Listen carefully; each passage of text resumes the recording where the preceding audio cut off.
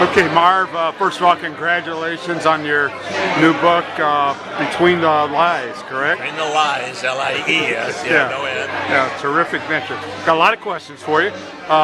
First of all, here in Chicago with the Bears, there's been a lot of debate about the Hall of Fame possibilities in the future for Devin Hester.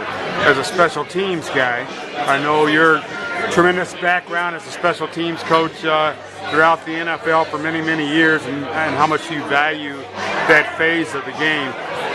Talk to me about your thoughts on that possibility for Devin Hester. Well, I'm blown away by his fantastic talents.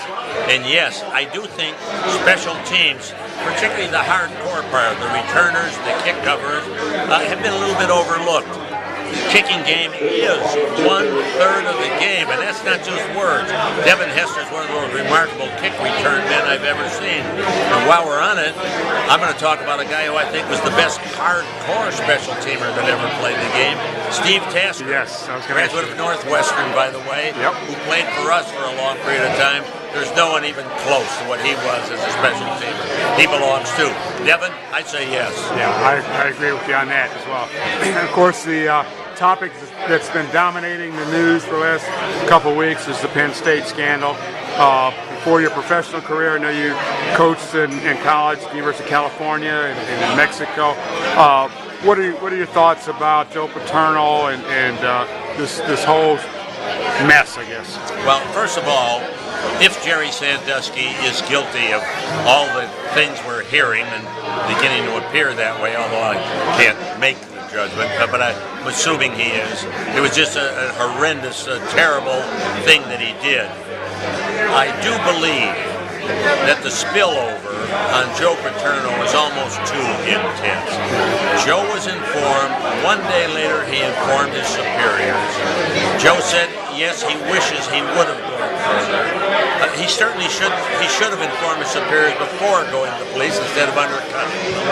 I think they've come down too hard on a man who has been very honorable all through his career. His players are all high character, highest graduation rate among the major colleges year after year. Every Penn State player I ever coached had great respect for Joe and what he taught them.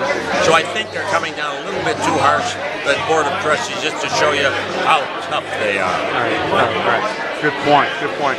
The other thing that I associate with you so much throughout your career was your appreciation for players from small colleges and gave them opportunities, whether it's Pete Metzlars or Andre Reed, and the list goes on and on.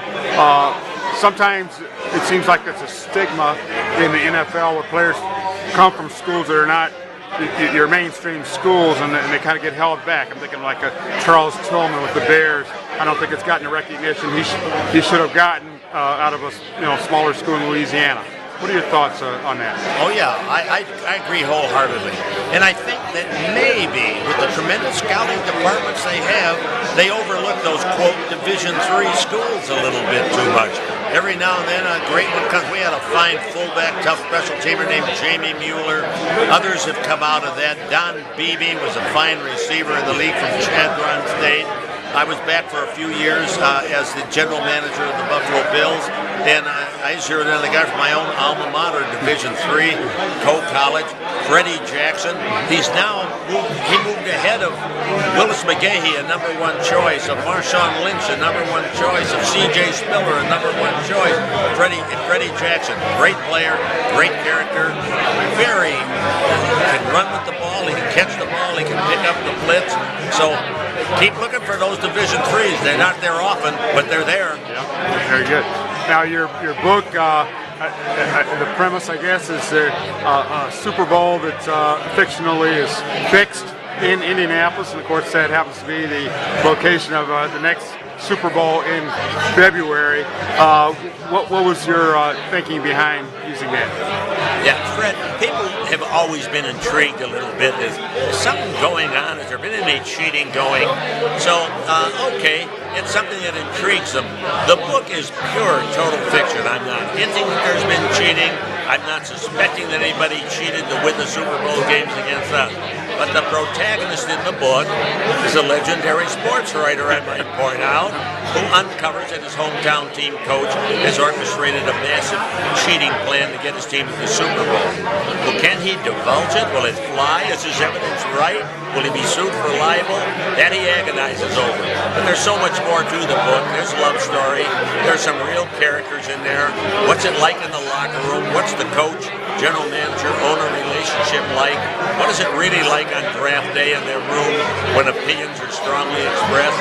So all of that's incorporated. But I want to point out it's fiction. George Allen, for whom I worked, was paranoid about the fact that he thought somebody might be filming his practices or somebody might be wiring his locker room. It never was the case, but he always thought so. Just a very suspicious nature. That's a story. Yeah. Well, congratulations again, and another phase of your amazing career, and best of luck with this. Well, thank you, Fred. Pleasure to talk with you as always. All right.